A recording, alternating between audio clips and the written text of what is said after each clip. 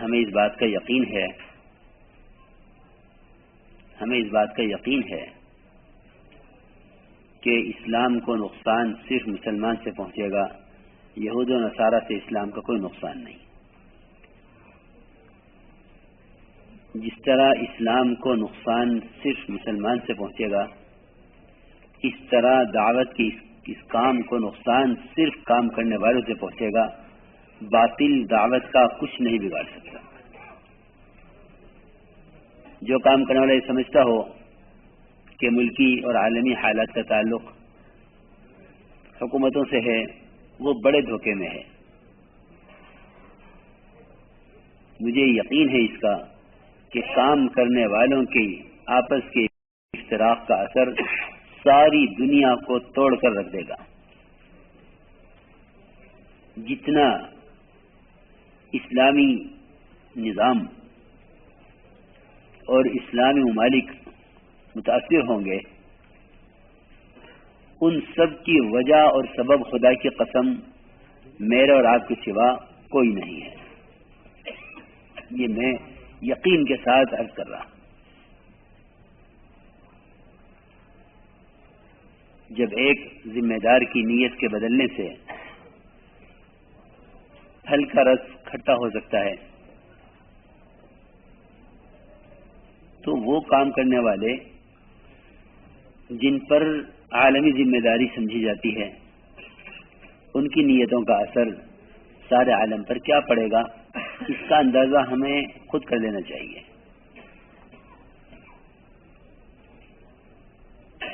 ساتھیوں نے دعا کے لیے کہا کہ بنگلہ دیش کے حالات یہ ہیں۔ میں نے کہا یہ حالات تو ہماری وجہ سے ہیں، یہ حالات تو ہماری وجہ سے ہیں، ورنہ ایسا ملک جس کی بنیاد اسلام، ایسا ملک جس میں سب سے بڑا اجتماع دعوت اور دین کا مقصد، اس میں یہ حالات پیش آئیں۔ خدا کی قسم اس نظام کا کوئی تعلق حکومت سے نہیں ہے، اس سارے نظام کے بگڑنے کا تعلق یہاں کے کام کرنے والوں سے ہے۔ اخبار پڑھ کر یہ فیصلہ کر لینا کہ فلاں پارٹی کر رہی فلاں پارٹی کر رہی، نہیں، بالکل نہیں۔ صرف کام کرنے والوں کے اشتراک کی وجہ سے امت میں اشتراک ہوگا، اور کام کرنے والوں کی اجتماعیت کی وجہ سے امت میں اجتماعیت ہوگی۔ اس کے علاوہ خدا کی قسم کوئی تیسری بات نہیں ہے۔ اس کے علاوہ خدا کی قسم کوئی تیسری بات نہیں ہے۔ اس کے بیانات صرف مطالعے کے لیے رہ گئے ہیں ساتھیوں کے پاس۔ کبھی ان بیانات سے اپنے آپ کو متہم نہیں کیا، اپنے آپ پر تہمت کبھی نہیں لگائی کہ یہ ہماری وجہ سے ہو رہا ہے۔ اس لیے میرے محترم دوستو، یہ بات نہیں ہے کہ اگر ہماری وجہ سے کاموں کا نقصان ہوا تو ہم کام سے بیٹھ جائیں گے، نہیں، اتنا نہیں ہے۔ اتنا ہوتا تب بھی معاملہ آسان تھا۔ اللہ رب العزت نے جن پر ذمہ داری ڈالی ہے، اگر ان کی وجہ سے دین کا اور امت کا دینی، مالی، جانی نقصان ان کی وجہ سے ہوگا تو اللہ تعالیٰ کام کرنے والوں سے قیامت میں اس کا سوال کریں گے۔ کلکم راعٍ وکلکم مسئول عن رعیتہ، کہ تم نے کا ہر ایک ذمہ دار ہے اور اس سے اس کے ماتحتوں کے بارے میں سوال ہوگا۔ اس لیے معاملہ باہر سے متعلق نہیں ہے، یہ خیال ساتھیوں کا غلط ہے۔ معاملہ تو کام کرنے والوں سے متعلق ہے۔ میں نے عرض کیا، جب ایک امیر کی نیت کے بدلنے سے باغ کے پھل کا رس کھٹا ہو سکتا ہے، تو جو ملکی امیر ہے، وہ ذمہ دار جو کام کو لے کر چلنے والے ہیں، ان کی نیتوں کے عالم پر کیا اثرات پڑیں گے۔ اس لیے میرے محترم دوستو، ہم میں سے ہر ایک اللہ کے یہاں اپنے آپ کو قبول کروائے، ہم میں سے ہر ایک اپنے آپ کو اللہ کے یہاں قبول کروائے۔ اور یہ ذہنوں سے نکال دو.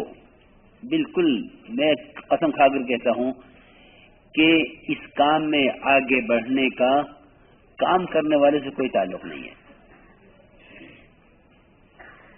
کام کرنے والے سے کوئی تعلق نہیں ہے. نہ کوئی کسی کے ذریعے آگے بڑھ سکتا ہے، نہ کوئی کسی کو آگے بڑھا سکتا ہے. کام براہ راست اللہ کا ہے. انتخاب اللہ خود فرماتے ہیں. اللہ یصطفی من الملائکۃ ورسلا من الناس. اللہ خود انتخاب کرتے ہیں کہ مجھے کام کس سے لینا ہے. اگر خدا نہ کرے ہمارے ذہنوں میں یہ بات ہے کہ ہمیں کوئی آگے بڑھائے اور کوئی ہمیں سپورٹ کرے،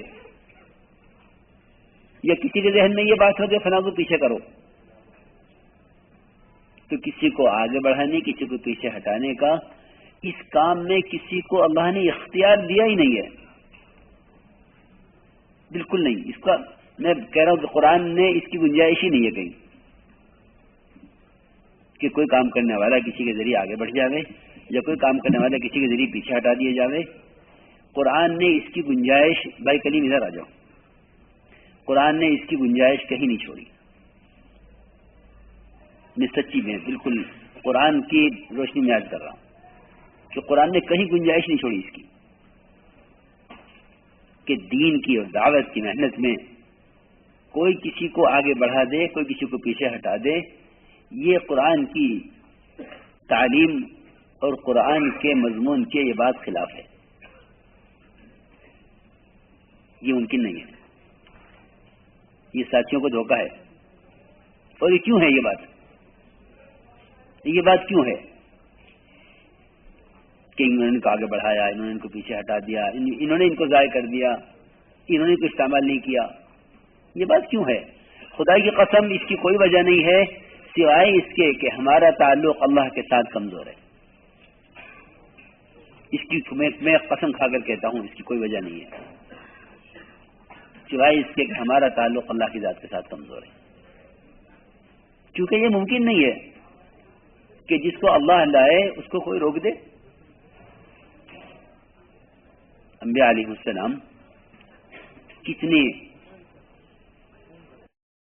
کن حالات میں بھیجے گئے ہیں کہ آپ کے خاندان سے لے کر متعلقین دوستوں تک دور قریب والا کوئی قبول کرنے کو تیار نہیں ہے.